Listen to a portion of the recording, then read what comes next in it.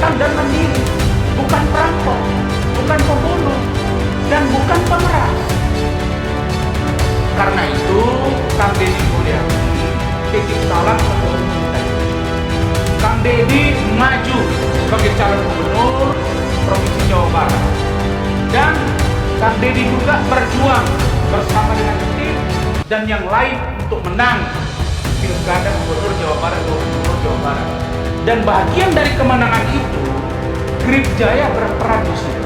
Tadi pesan Pak Ketum bahasanya begini, sampaikan Adinda bahwa Bapak Prabowo Subianto sudah sangat mengenal apa itu hormat Grip Jaya. Itu kalimat. Kami tidak mengatakan beliau itu sangat sayang, sangat dekat ke kami, tidak. Karena itu, Kang Deddy Mulyadi, melalui kesempatan ini kami berharap ada gangguan-gangguan kecil di lapangan, jangan itu dibawa ke ormas atau preman. Kalau itu ada pelanggaran yang serius di bidang hukum, itu ranahnya ada di polisi. Jadi nggak usah semua pekerjaan-pekerjaan itu melampaui kewenangan. Itu bahasa. Jadi mungkin Pak Deddy Mulyadi perlu duduk satu meja dengan Ketua DPD Provinsi Jawa Barat. Kalau masih kurang, Ketua Harian. Masih kurang, dengan Ketua Umum. Dan salah satu problem yang muncul di Jabar hari ini adalah banyaknya orang yang mengklaim diri sebagai ormas. Satu, ngurusin kebebasan tanah. Dua, ngurusin pembangunan pabrik. Tiga, ngurusin orang yang masuk kerja. 4, ngurusin limbah pabrik. 5, ngurusin barang-barang yang masuk ke pabrik harus tahu dulu, uang parkir segala macam. Nah, ini kan dari awal pendirian sampai produksi mereka terganggu, kan gitu loh. Nah, saya termasuk orang yang nanti itu saya bersedia pemerintah provinsi mengeluarkan dana untuk biaya pengamanan investasi di Jawa Barat agar mereka merasa tenang, tentram, untuk menjamin keamanan para investor, untuk menjamin karyawan tidak dipungutin duit ketika masuk. Jadi tolonglah, Gubernur Jawa Barat jangan tendensius.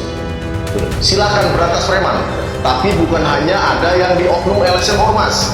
Berantas juga tuh yang di internal birokrasi, dari mulai provinsi sampai ke kabupaten kota. Nah itu baru saya acung jempol. Artinya sama-sama kita setuju Bang bahwa memberantas premanisme, setuju gitu. Wah, sepakat. Oknumnya ya, Sepakat. oknum preman kan gitu. Kita sama-sama setuju karena negara kita juga negara hukum kan. Oke. Apalagi Bang yang ingin disampaikan? Ya mungkin itu ya. Mungkin gambaran saya juga terkait statement Gubernur yang hari ini. Saya mengapresiasi langkah-langkah yang diambil Gubernur Jawa Barat terpilih hari ini untuk menjadikan Jawa Barat menjadi provinsi yang lebih baik. Ya, kami mengapresiasi dan kami mendukung. Cuma satu aja yang terkait bahasa-bahasa terkait premanisme dan ormas. Ini yang harus tolong saya minta sekali lagi yang tendensius. Karena kami juga, saya mengarah kepada ormas alasannya iya, gitu Bang. kami juga di Grip hari ini apapun sebetulnya ada di medsos DPC masing-masing kegiatan kami. Hari ini ketua umum kami, kebanggaan kami adalah Panglima Laskar Santri Jawa Barat dan Banten. Berapa ratus ribu santri di Jawa Barat hari ini yang panglimanya adalah ketua umum. Terus kemudian hari ini program-program salah satunya di Grip Jaya adalah mengawal ulama. Di mana ada ulama yang datang ke kabupaten kota, Grip Jaya harus terdepan mengawal. Itu sudah dilakukan dan itu perintah dari ketua umum kami. Dan itu sudah dilakukan. Banyak ulama besar yang hari ini yang di Jawa Barat, di mana ada kegiatan kami yang mengawal. Ya, Grip hadir ya. Grip selalu hadir dan mengawal. Itu yang pertama. Yang kedua, bencana alam.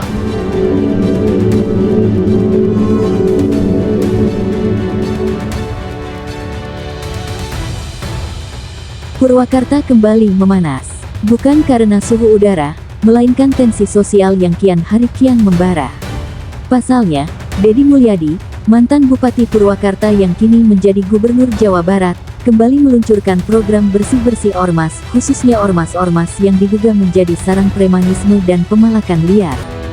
Dalam pidato terbuka di hadapan ribuan warga Subang, Dedi mengatakan, ormas itu harus jadi pengayom rakyat, bukan malah jadi beban, menakut-nakuti, atau memalak tukang sayur dan sopir angkot.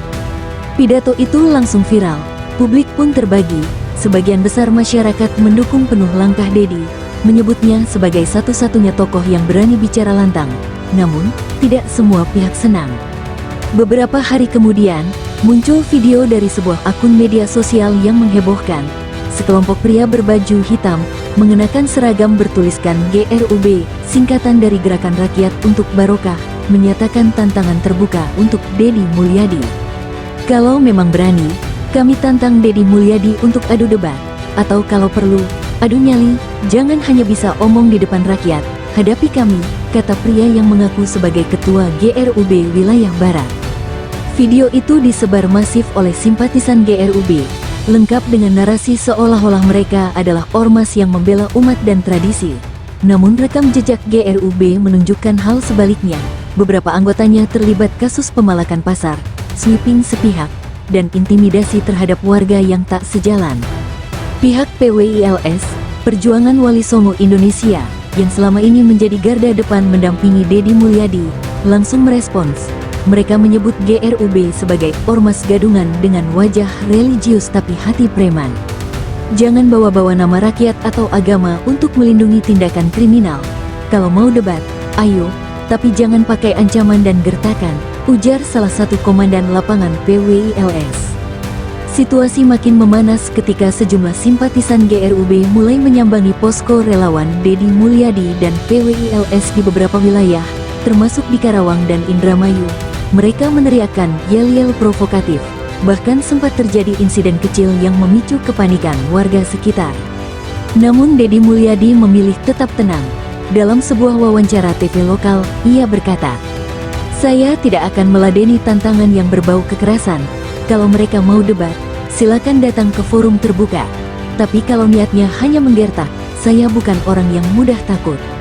Setelah tekanan publik makin meningkat dan media nasional mulai meliput polemik antara Dedi Mulyadi dan Ormas GRUB, akhirnya difasilitasi sebuah forum terbuka di Aula Pemuda Kabupaten Purwakarta.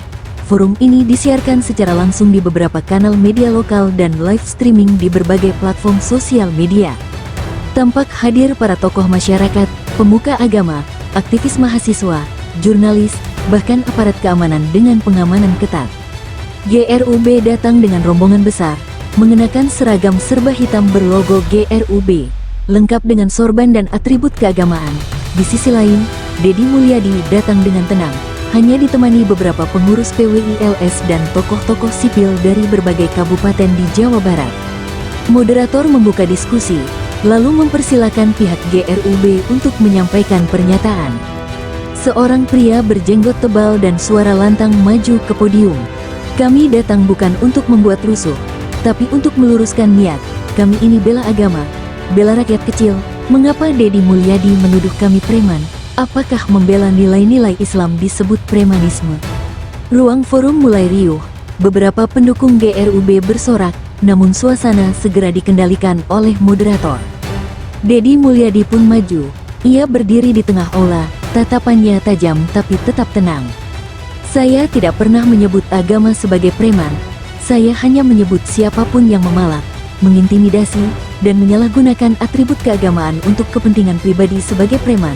Kalian bisa pakai sorban, tapi kalau kerjaannya memalak pedagang, kalian tetap preman." Seketika ruangan hening, kalimat Dedi langsung menghantam jantung retorika GRUB. Salah satu anggota GRUB mencoba membantah, menyebut bahwa pungli dan sweeping yang dilakukan di beberapa daerah adalah aksi sosial demi ketertiban umat. Namun warga yang hadir, termasuk beberapa korban dari pasar tradisional di Karawang dan Tasikmalaya, mulai angkat suara. Seorang ibu paruh baya berdiri dan menangis, menceritakan bagaimana lapaknya ditutup paksa oleh orang-orang berseragam hitam karena tidak membayar iuran keamanan. "Apa ini bela agama? Kalau kalian sungguh Habib atau Ustaz, kalian datang ke pasar bawa ilmu, bukan intimidasi." Tepuk tangan menggema di ruangan. Posisi GRUB semakin terpojok, mereka mencoba mengalihkan pembicaraan ke isu politik dan menyebut Deddy Mulyadi punya ambisi kekuasaan. Namun masyarakat yang hadir melihat dengan mata kepala sendiri, yang mana tokoh yang berbicara dengan data, dan mana yang hanya membawa amarah tanpa bukti. Di akhir forum, moderator menyimpulkan bahwa GRUB gagal membuktikan tuduhan terhadap Deddy Mulyadi. Sebaliknya, beberapa rekaman warga yang ditampilkan membuktikan banyak tindakan intimidasi dari oknum berseragam GRUB. Usai forum, banyak simpatisan GRUB justru kecewa dan memilih mundur dari organisasi. Beberapa bahkan langsung bergabung dengan gerakan sipil bersama PWILS.